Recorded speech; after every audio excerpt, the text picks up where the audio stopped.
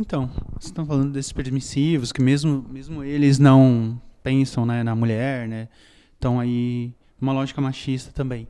Mas é que teve uma notícia aí que rolou pela internet, que mesmo isso daí, deixa eu ver, da década de 40 a gente está regredindo mais ainda, porque mesmo isso daí eles queriam tirar, né? Isso. Apareceu um deputado que estava com um projeto totalmente absurdo de uma espécie de bolsa estupro, né? Isso. Um negócio incrível, que o cara... Na e era um verdade, é o cara do estatuto, PT ainda por cima. é o Estatuto do Terrível. Nascituro, né? Aham.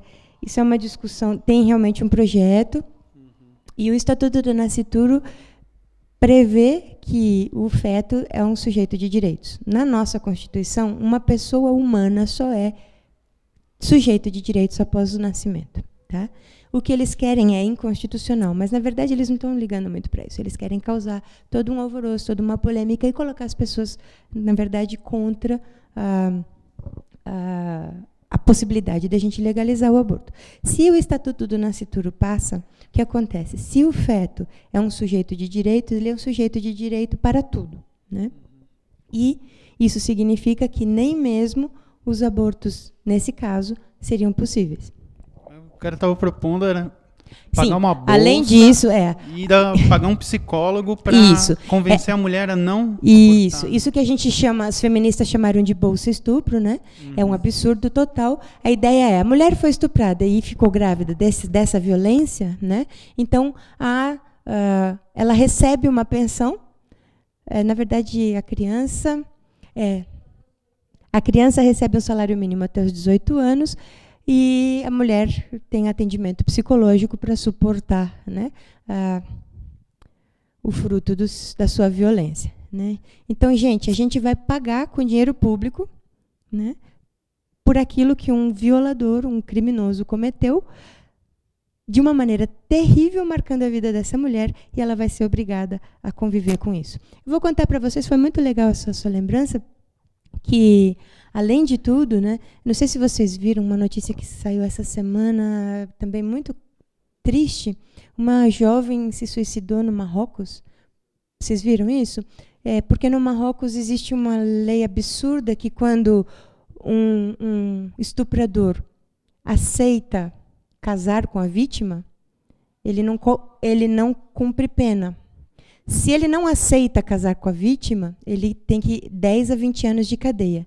Então, a jovem tinha 15 anos quando foi estuprada, a família obrigou, porque lá a honra da família toda é maculada pelo estupro, e a culpa é dela. Né? A violência é dele, mas a culpa é dela. Aqui também, né, gente? Só que não está na lei.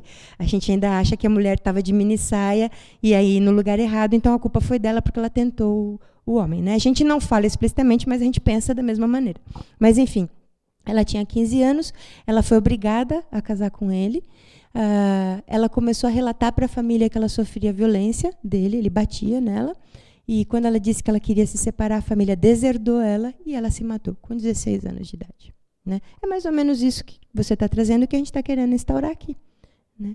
Então, não só a gente não permite a anticoncepção, quero dizer, a hierarquia católica, não posso prevenir, não posso, depois que eu tive um acidente, usar uma pílula do dia seguinte, que não é abortiva, não posso ter direito ao aborto, e depois que a criança nasce, bom, Deus vai cuidar, né? Tudo bem.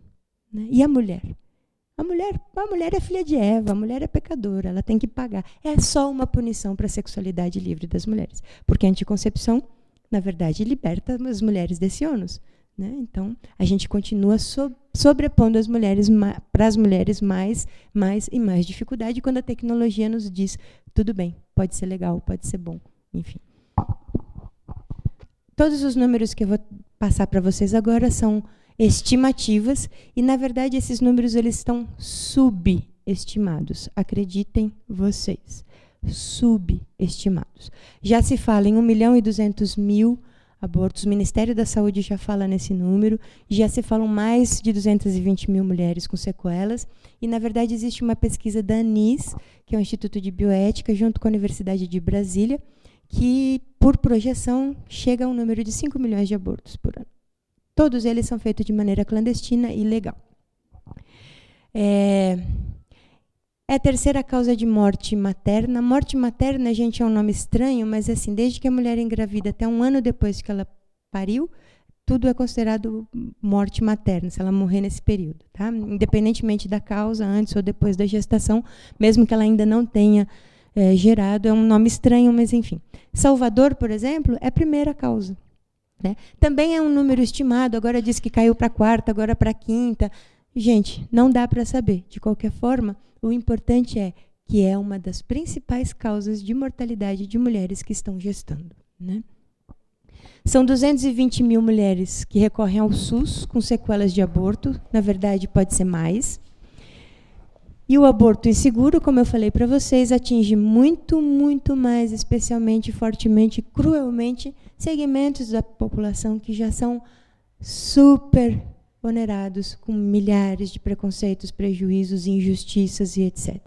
As mulheres jovens, as mulheres negras, as mulheres mais pobres. São elas que morrem nas clínicas clandestinas, são elas que vão para o SUS sangrando e ficam 24 horas sangrando, porque muitas vezes encontram enfermeiros ou médicos religiosos que dizem: na hora que você estava fazendo, você não pensou, né? Então, agora é a punição da sexualidade da mulher. Quando a sexualidade do homem, né, é valorizada, a da mulher tem que ser punida com sangue e com morte. Diga. Você sabe quais são as formas de abortar que são mais usadas? Olha, são muito terríveis. Algumas utilizam o misoprostol. O misoprostol é um medicamento que é abortivo, ele é utilizado de maneira correta, ele é bom e seguro para as mulheres. No entanto, o que acontece? As mulheres compram em qualquer lugar. No Rio de Janeiro, por exemplo, vende naquela feira de Acari. Naqueles camelôs, você compra falsificado, elas não sabem usar e acaba, muitas vezes, gerando mais problema para a saúde e, às vezes, até para o feto. Não resolve o problema dela e ainda prejudica ainda mais. Essa é uma das maneiras. Outra, bastante complicada, é que as mulheres inserem na vagina coisas para tentar interromper a gravidez. E são coisas que mostram o nível do desespero dessas pessoas. Agulha de tricô, galho de árvore, talo de mamona, né, são introduzidas na vagina para tentar interromper a gravidez. Outra maneira são as clínicas particulares de aborto. E aí, as mulheres que têm dinheiro, que são ricas e podem pagar uma boa clínica, elas vão e fazem o aborto de uma maneira tranquila, é difícil dizer, por toda a horrorificação que existe na sociedade, né? Então, só vai ser tranquilo de verdade quando a gente falar: gente, isso é um direito, tá bom para todo mundo, né? Vamos prevenir, vamos fornecer condições para que todo mundo se previna de uma gravidez, mas nem sempre isso é possível, e aí as mulheres podem recorrer de uma... Aí, quando isso não for tão horrificado, quando a gente não tratar essas mulheres como assassinas, talvez a gente diga tranquila. Eu acho que não dá para dizer tranquila, mas segura, né? Então, hoje, as mulheres que têm dinheiro podem ir fazer um aborto numa clínica clandestina de maneira segura, sem dano para a vida, sem dano sequela, sem esse sofrimento físico.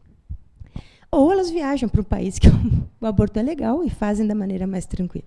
Agora, a maioria das mulheres que morrem, elas morrem em não parteiras, desculpa, essas mulheres que fazem aborto, mulheres ou homens que fazem aborto sem condição de higiene, sem instrumental, sem nada, e elas pegam infecção e muitas vezes morrem na própria mesa. Enfim, são muitas maneiras que as mulheres tentam e muitas causam grande sofrimento físico.